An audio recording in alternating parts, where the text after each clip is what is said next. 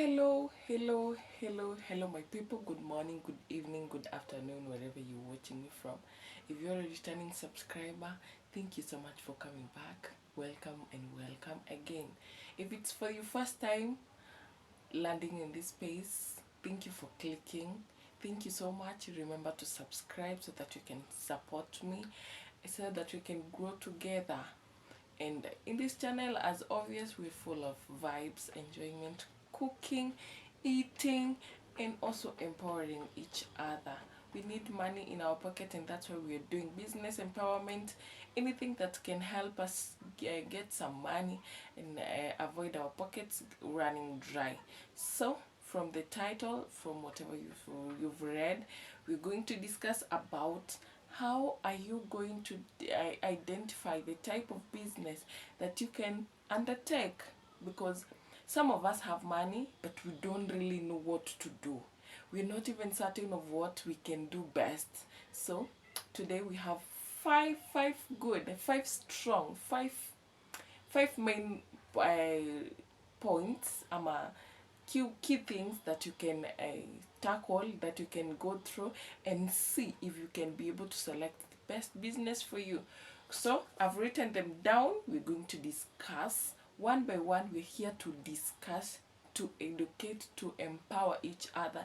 I'm not here to tweet. I'm not here to do anything. You can also comment in the section below, in the comment section below, if you feel like I've left some, or you can add, so that anyone who passes through the comment sections and read, so he or she can get more empowered and at least get more knowledge.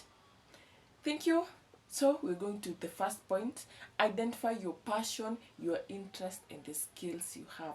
For example, most of the people, you may hear them saying, natamani, I would like to do this, I love doing this. Actually, that is the right one. I love doing this. For example, if it's a lady, you may hear her saying, or listen to her saying, I love doing nails, I love making hair, I love doing braids and everything, I love styling the wigs and everything. My dear, that is the work you should do, because you will get into that business not because you are told to, not because it was opened to you, for you, or anything, but it is from within your heart. It is a passion. It's something you love. You may get people, they never went to school, but they know how to do makeup very well. Very well. They just saw other people doing, and they just envied that thing, and they just went on with that. So if you have a skill, if you have a passion, if you have interest on anything, my dear, that is the best business for you. You'll do it wholeheartedly, with no going back. Or even if you get challenges, because no business that doesn't have challenges, even if you get challenges, even if you get whatsoever that can make you go back, your passion may drive you crazy. So that is the first and the main point that we can tackle. The second one is, you do research on the market demand. In this case, we are talking so much on the customer's need. For example, let me use this example. You may get to a place where those people uses, for example, mutton so much. They don't take beef or pork. So you may not go, even if you have how much, or how stable you are, and go ahead and have a pork butchery. You're going to mess up the needs of the people, the needs of the customers. If these people wear thrifted clothes, thrifted shoes, the mtumba thing, and you just go there with boutique clothes, new clothes that are being sold at 1,500, 2,000, and they want the 20, 30, 40 clothes. You'll not sell. It will go to negative, because you're going to have low sales, resulting to challenges and closure of the business. So ensure that you cater for the demand. What do these people want? Yeah, what do they value most? Don't go with the least needed things, go with the highest, with the maximum needed things for you to conquer. So that's a second point that you can tackle. That is research the market demand. What do these people need? The other one is assess your resources. This is personal. This is not the community or anything. Assess your resources. Do you have enough skills? If this work needs a lot of time, because a lot of time, that is time availability, do you have that time? If the required resources, if you need a machine, if you need anything that is required for you to start this business, do you have the resources? Do you have the required things for you to conquer? For example, let me work with an example. For example, the work you're setting, it requires for you to be available during the day, throughout the day, from morning hours to evening, to night, to evening hours, even late night. Are you available? For example, a shop that sells the foodstuffs and everything, a normal general shop, you're required to wake up in the morning, start selling snacks in the morning that are used for you for breakfast and everything. Lunch, they need the rice to cook, and beans and everything. And in the evening, they also need cooking oil to go and cook. So you are needed throughout the day. But you may go to another business, for example, a wines and spirit. I'm just giving an example. You don't need to be there. You don't need a necessary. You don't need to be there during the day, but whenever you open in the evening, from around 2 in the evening, then you're good to go. So determine, are you having the available resources, the required, the required resources that you're required to, what am I even saying? So in this case, do you have enough? Have you assessed yourself enough to see if it's a machine, I have it. If it is time, I have it. If it is anything, I have it. So that you can set aside the business. Okay?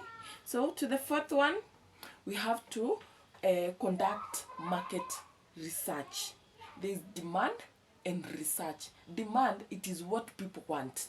But now we're talking about the market research. One thing, get your competitors.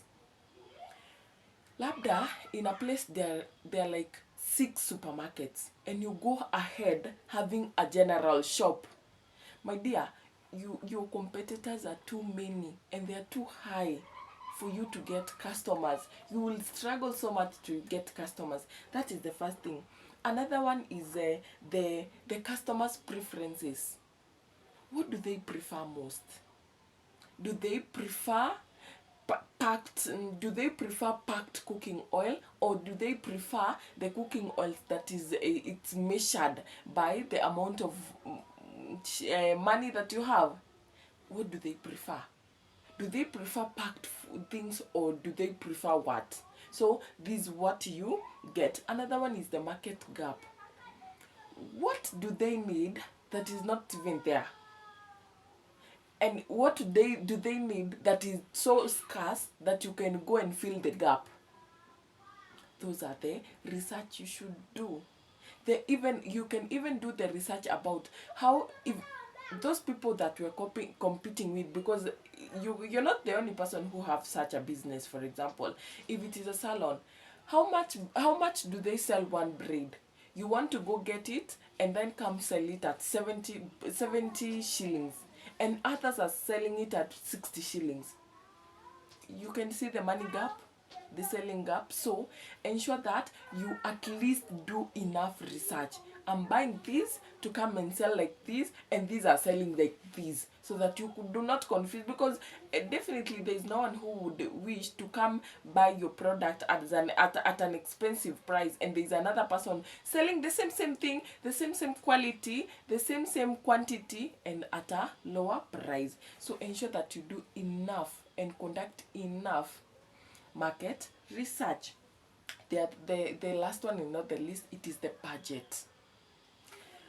You may have two business, in your mind. One may require, let's say, 200,000 Kenya shillings, and the other one requires 150,000 Kenyan shillings, and you only have around 140. What are you going what are you going to go for? You go for the ones that is nearest. You don't go for the 200. There's a lot of gap there.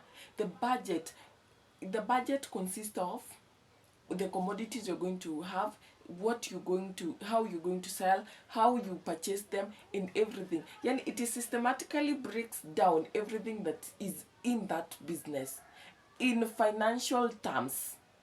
So ensure that the budget that you have caters for the business that you want to start. You don't have like for example an electronics shop. For now, if I can just try to imagine, for it to be at least visible enough that anyone can see it from far, that's a new electronic shop, you need at least 400,000 for it to look like, and it has everything, and you have around 250. You're really going to struggle so that that shop can be visible enough to everyone to see it from afar. So work with your budget. What you have can cater for this business, not this business. So don't go for what cannot be catered by the finances you have.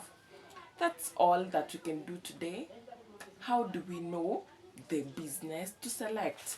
There are a lot of businesses that can be selected, but out of the 5 points, you can sit down, analyze on what you can do so that you can get the best job and the business to employ yourself. Self-employment is the best.